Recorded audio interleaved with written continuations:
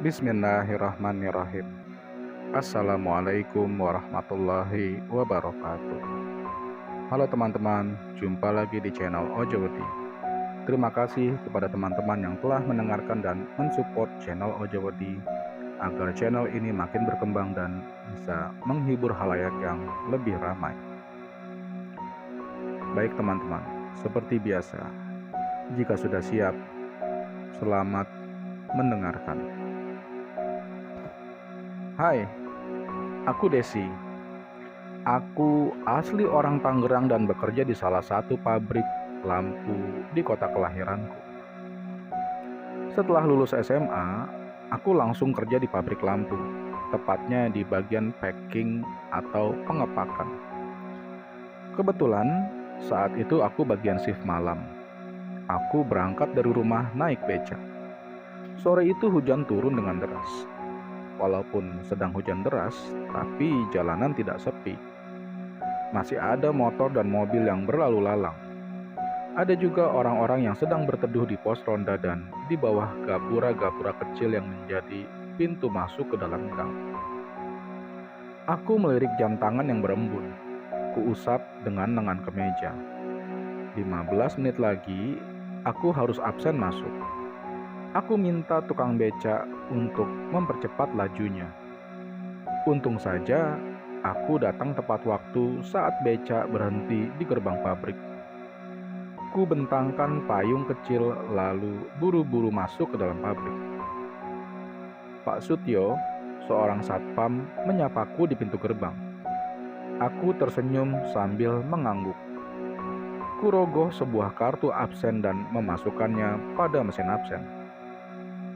Setelah itu aku beranjak ke loker untuk menaruh tas. Sedangkan payungku yang masih basah, ku biarkan tergeletak di ruang loker. Hai Desi, baru datang. Herni, teman kerjaku menyapa. Ia tampaknya juga baru datang. Iya nih Her, kehujanan. Sama Des. Kamu shift malam juga ya? Iya Her, sudah 3 hari ini aku kebagian shift malam terus. Ada Desi. Surya menepuk pundakku. Apa sih pegang-pegang? Jelas saja aku marah.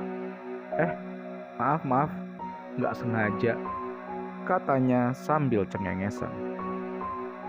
Si Surya ini sudah lama suka sama aku, tapi aku tidak peduli dengannya.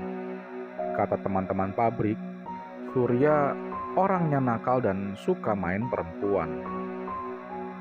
Tanpa menyapanya balik, aku segera kembali ke ruang loker. Aku mempercepat langkah menuju gedung tempatku bekerja. Semua berjalan baik-baik saja, sampai pada jam 12 malam, aku menyaksikan kejadian aneh. Di gedung itu hanya tinggal aku, Herni, dan Diana, sementara yang lain sudah pulang duluan. Kami sengaja ambil lembur biar dapat tambahan penghasilan. Tempat pengepakan barang berada di dekat mesin produksi lampu. Tapi saat itu mesinnya sudah dimatikan. Lampu ruangan mesin juga sudah dipadamkan. Hanya lampu kecil di bagian packing saja yang masih menyala. Kamu kalau malam begini takut nggak sih, Des? Herni membuka obrolan. Takut apa sih? Palingan aku takutnya sama si Surya. Hahaha. Iya, aku juga takut lihat dia, timpal Diana. Lagian dia sukanya sama si Desi, bukan sama kamu, Diana. Segah Herni. Kenapa kamu gak terima aja atuh si Surya? Mungkin aja dia udah tobat, Des. Diana menoleh ke arahku sambil sibuk memasukkan lampu ke dalam kardus. Enggak lah, dia bukan tipeku. Lagian dia suka main cewek. Iya juga sih, timpal Diana. Di tengah-tengah obrolan tiba-tiba terdengar suara dentang besi beradu. Kami menoleh ke belakang. Suara itu bersumber dari blok mesin produksi di tengah keremangan. "Ah, palingan obeng jatuh," jawabku, mencoba untuk menenangkan mereka. Kami melanjutkan obrolan, tapi suara itu kembali muncul. Tak lama kemudian, mesin produksi menyala dengan sendirinya. Kedua temanku ketakutan. Ku ambil senter dari dalam kantong. Perlahan ku dekati blok produksi untuk memeriksa ada apa di sana. Desi, jangan disamperin." Kedua temanku berdiri sambil ketakutan. Setelah aku cek, ternyata tak ada apa-apa di blok mesin produksi. Mesin pun mati dengan sendirinya. Aku menghela napas lega. "Gak ada apa-apa kok. Mungkin mesinnya error," kataku dari kejauhan. Namun, saat aku balik badan, tepat di belakang kedua temanku, berdiri sesosok kuntilanak yang sangat mengerikan. Rambutnya panjang menjuntai, wajahnya sedikit menunduk. Meski tertutup, rambutnya yang kusut, tapi ia begitu menakutkan. Senter yang kupegang jatuh seketika. Gelap. Aku berteriak sambil menuju ke belakang mereka berdua. Herni dan Diana berhambur menghampiriku. Mereka sangat ketakutan. Sementara kuntilanak itu masih berdiri di blok pengepakan. Astagfirullah. Herni memelukku ketakutan, sementara Diana tersungkur di kakiku.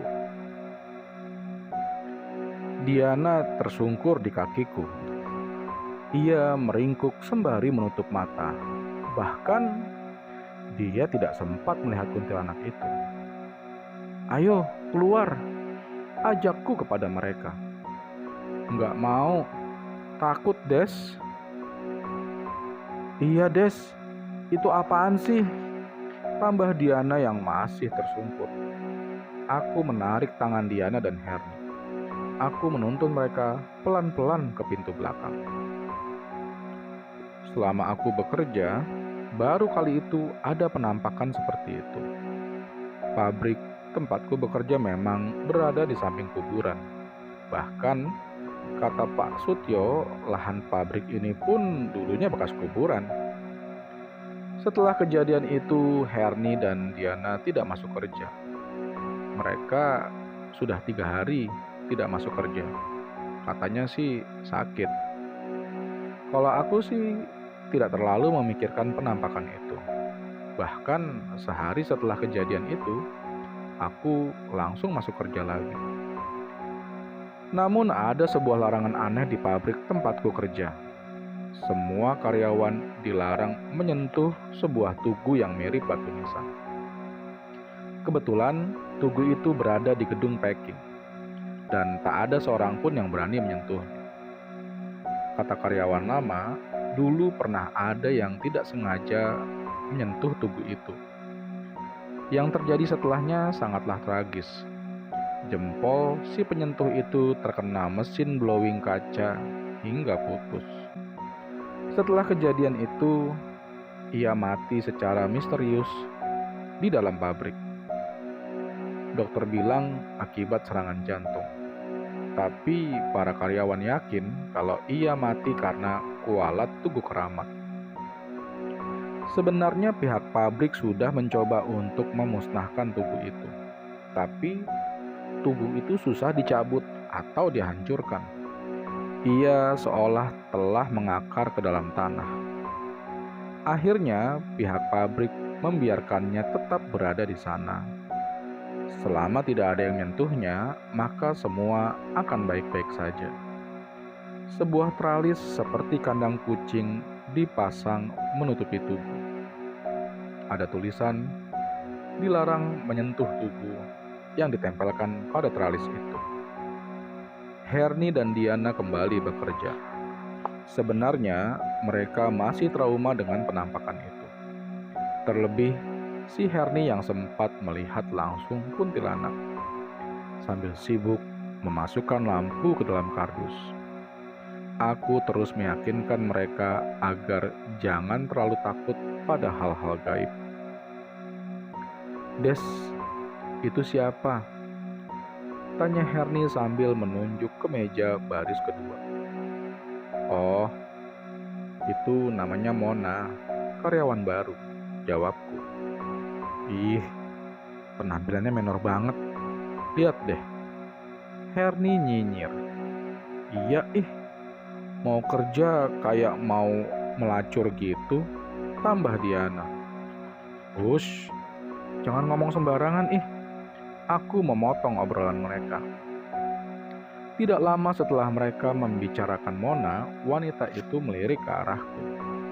Ia tersenyum sambil mengangguk pelan. Kemudian ia beranjak keluar gedung. Mungkin untuk buang air. "Tuh, lihat deh. Jalannya aja kayak dibuat-buat."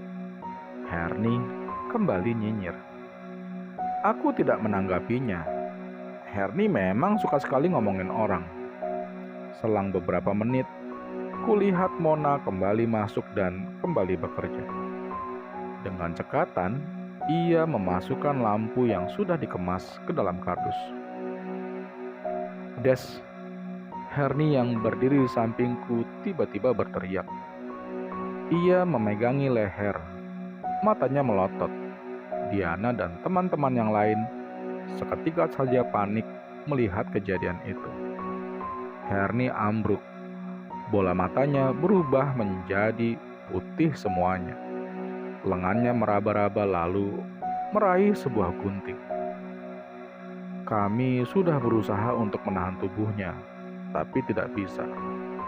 Dengan brutal, Herni menusukkan gunting itu ke lehernya. Kami histeris, sementara Herni tewas seketika sebelum sempat tertolong. Apa yang dialami Herni sangat mengejutkan. Semenjak kematiannya, pabrik menjadi sangat mencekam. Beberapa karyawan bahkan ada yang mengundurkan diri. Mereka takut mengalami kejadian yang sama seperti Herni. Aku sempat menghadiri pemakaman temanku itu. Kebetulan ia dimakamkan di TPU yang bersebelahan dengan pabrik. Tidak banyak orang yang mengantar ke kuburan. Mungkin hanya keluarga dekat saja dan karyawan pabrik lampu yang mengenal Herni. Kulihat kedua orang tua Herni menangis. Mereka tidak menyangka kalau anaknya akan meninggal dengan cara yang tidak wajar. Aku merasa ada hal janggal dengan kematian temanku itu. Di antara orang-orang yang mengantar jenazah Herni, aku melihat Mona berdiri di belakang keluarga Herni. Dia mengenakan pakaian serba hitam dan kacamata hitam. Setahuku, Herni tidak mengenal Mona. Tapi kenapa dia begitu simpati kepada Herni? Selesai pemakaman, semua orang bubar. Aku buru-buru menghampiri Mona. "Hai Mona," sapaku sambil menyetarakan langkah. "Oh, hai. Kamu?" Ia seperti sedang mengingat-ingat namaku. "Desi. Namaku Desi. Aku satu bagian sama kamu. Aku juga kerja di bagian packing." "Oh iya, aku ingat." Ia memperlambat langkahnya. "Kamu asalnya dari mana?" tanyaku. "Aku dari Kalimantan, Des. Kalau kamu?" "Oh, kalau aku asli Tangerang." "Oh ya? Terima kasih ya sudah mau datang ke pemakaman temanku," kataku basa-basi. "Aku turut berduka ya, Des. Semoga Herni tenang di alam sana." "Amin." "Ngomong-ngomong, kamu tinggal di mana ya?" "Oh, aku ngontrak dekat-dekat sini sih.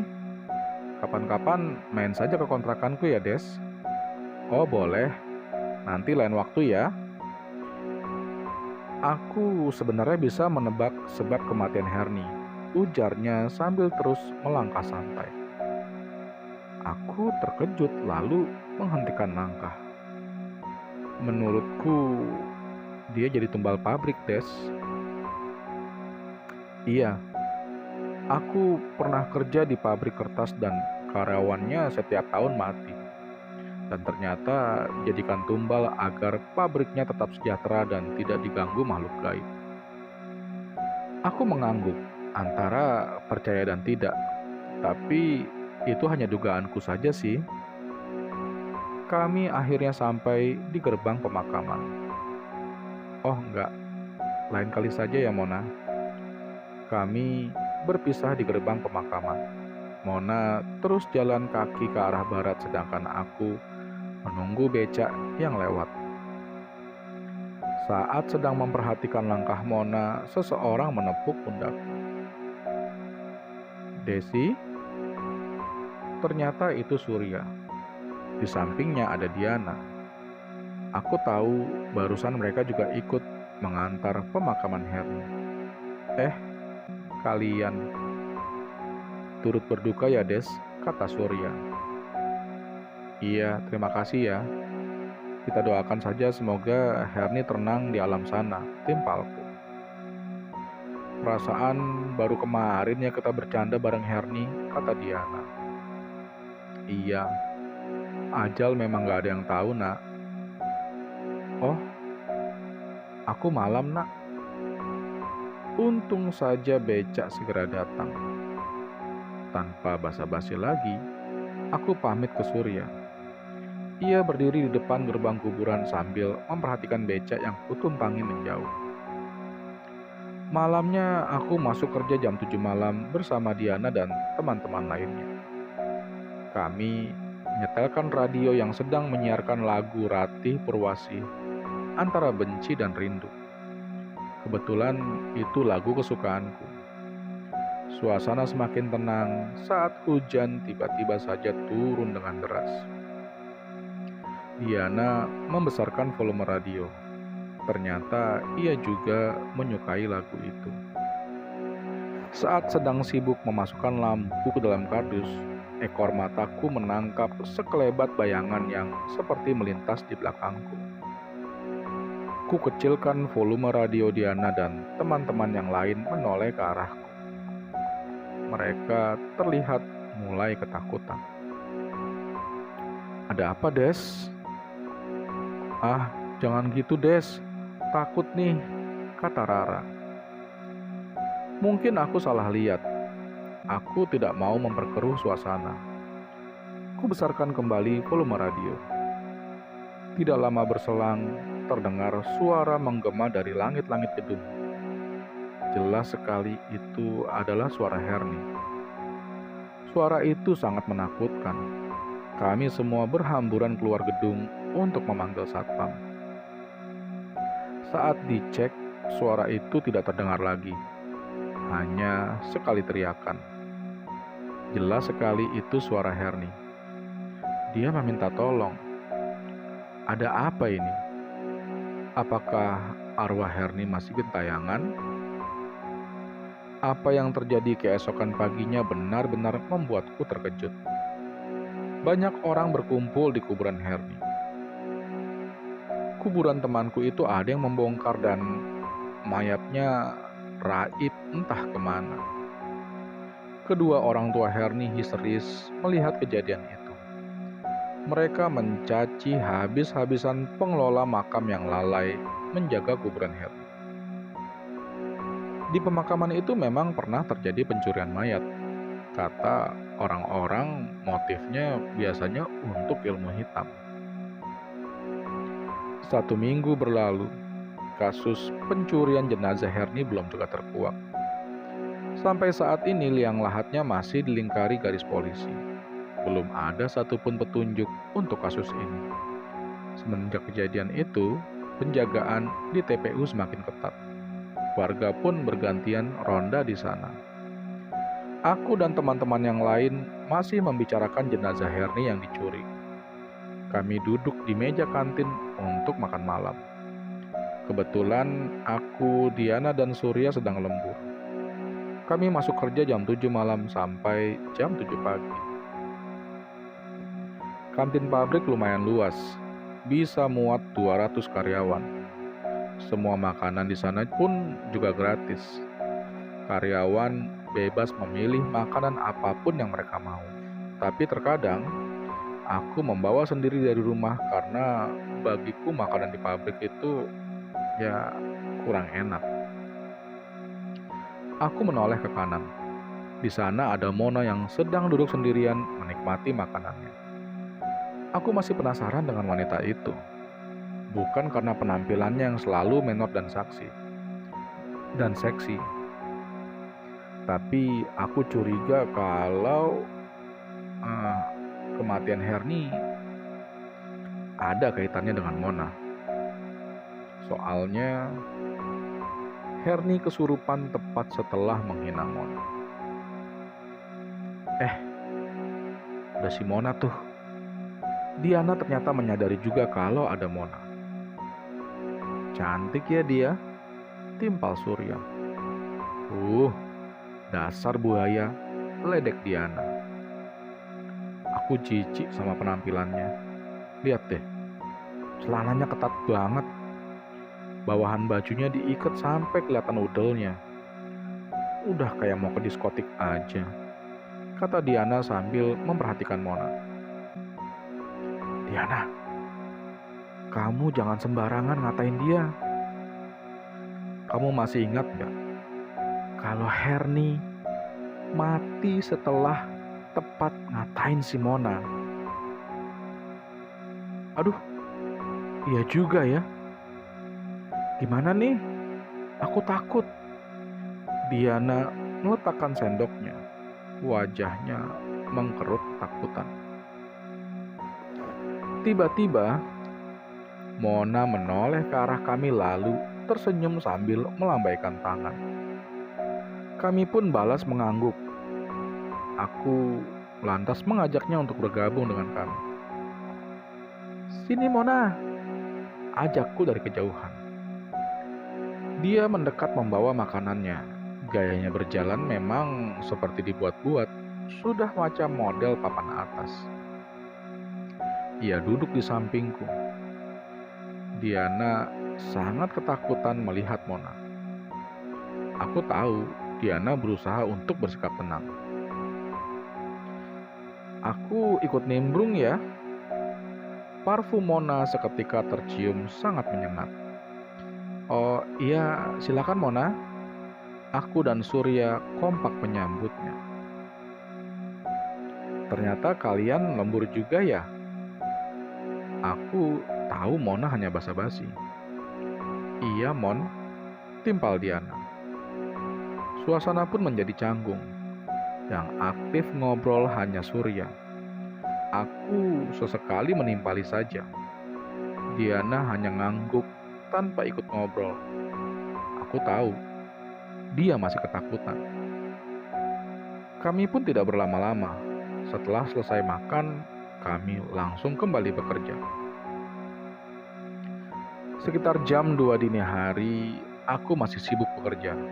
Radio dinyalakan dengan volume besar, menyiarkan lagu Ari Wibowo berjudul Madu dan Racun. Para karyawan sesekali menari-nari kecil untuk mengusir kantuk. Aku ke toilet dulu ya, kebelet pipis nih, kata Diana. Oh iya nak. Aku menoleh kepadanya sambil tersenyum.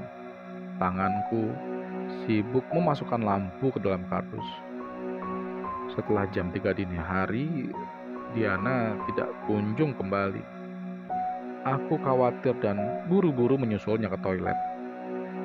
Ada 3 pintu toilet di sana dan salah satunya terkunci rapat. Kulihat di lantai ada genangan darah. Aku panik. Ku gedor pintu toilet itu sambil memanggil namanya.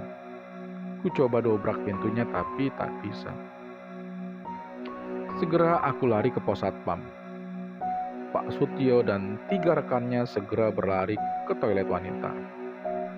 Mereka dengan sekuat tenaga mendobrak toilet itu. ketika pintu berhasil didobrak, aku berteriak sambil menangis melihat Diana terkapar tidak bernyawa. Ada luka di bagian leher seperti ada yang menggoroknya. Sebuah golok tergeletak di samping kloset, memberi kesan kalau Diana bunuh diri. Namun, aku tahu betul sifat temanku itu. Tidak mungkin dia berani bunuh diri. Ini pasti sebuah pembunuhan. Bersambung dulu ya teman-teman. Terima kasih telah mendengarkan cerita-cerita di channel Ojawati.